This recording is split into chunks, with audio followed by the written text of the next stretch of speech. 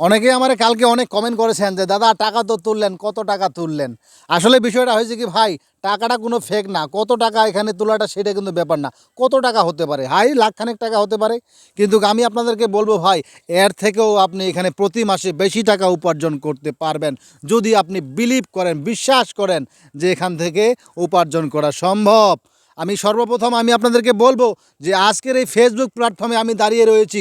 কে আমাকে এই ফেসবুক প্ল্যাটফর্মে নিয়ে এসেছে, সেই মহান ব্যক্তির নামটি আজকে আমি এই ভিডিওর মাধ্যমে উপস্থাপন করে যাব। দর্শক, আসলে আপনারা আমার শেষ পর্যন্ত থাকবেন। আমার এই কথাগুলো যদি আপনারা একটু শুনেন, আমার মনে হয় আপনাদের জীবন বদলে যাবে।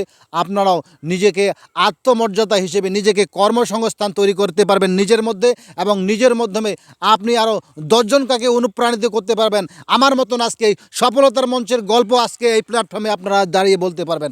সর্বপ্রথম আপনাদেরকে বলবো ভাই, এখানে আপনি কাজ করতে গেলে আপনাকে নীরবতা ভূমিকা পালন করতে হবে। এমন নীরবতা ভূমিকা পালন করতে হবে, যখন আপনি এখানে কাজ করবেন আপনার পাড়া প্রতিবেশী, আত্মীয় স্বজন, বন্ধু বান্ধব কেউ আপনাকে সহযোগিতা করবে না। মনে করেন আপনাকে নিয়ে অনেকে সমালোচনা করবে, ইনসাল্ট করবে, তাদেরকে করতে দেন। সময় আসবে ভাই, সময় কিন্তু সব সময় সমান যায় না। এক সময় আপনার ভালো দিন যাবে, এক সময় খারাপ দিন যাবে। তো আমি আপনাদেরকে বলবো দর্শক শ্রোতা, এখানে যদি আপনারা কাজ করে যান, আমার মনে হয় আপনারা ওইখানে ভালো কিছু করতে পারবেন। শুধু আপনাকে ধৈর্য ধরে কাজটা চালিয়ে যেতে হবে। দ্বিতীয়ত কথা হচ্ছে, কি করবেন? সঠিক গাইডলাইন। যারা এই বিষয়ে সাকসেসফুল ব্যক্তি তাদেরকে অনুসরণ করবেন, অনুকরণ করবেন। তারা যদি বলে দিনকে দিন, রাতকে রাত, তাদের কথাই মেনে কিন্তু আপনাদেরকে চলতে হবে। তাহলে কিন্তু আপনি একটা ভালো পর্যায়ে যেতে পারবেন, আপনিও কিন্তু আপনার গন্তব্যে পৌঁছতে পারবেন।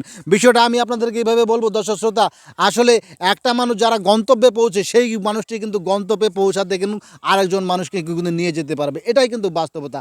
আর যে কোনো গন্তব্যে পৌঁছে নাই, সে কিভাবে নিয়ে যাবে? তাদের সাথে একটু মেলামেশার চেষ্টা করবেন, কিভাবে তাদের কাছ থেকে তথ্য নেওয়া যায়, তাদের কাছ থেকে কিভাবে সফল হওয়ার অনুপ্রাণিত কৌশলটা জানা যায়। যদি আপনারা এই কৌশলগুলো অবলম্বন করেন, আপনারাও কিন্তু ভালো কিছু করতে পারবেন।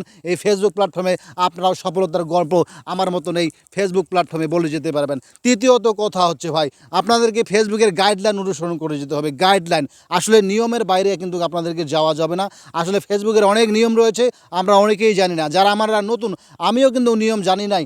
আমি যখন নতুন ফেসবুকে কাজ শুরু করেছিলাম কিছুই জানতাম না ভাই।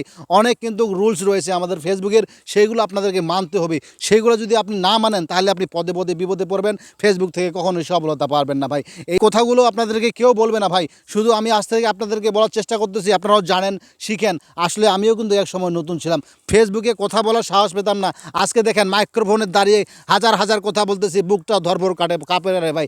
সব কিছু এক্সপিরিয়েন্স, অভিজ্ঞতায়, দক্ষতার কারণে। আসলে আমি আপনাদেরকে বলবো, শুধু আপনারা লেগে থাকেন, একজন সাকসেসফুল ব্যক্তির সাথে অনুকরণ করেন, আপনারাও কিন্তু এখান থেকে সফল হতে পারবেন ভাই। তো আমি আপনাদেরকে বলবো, আপনারা ধৈর্য সহকারে কাজ চালিয়ে যান।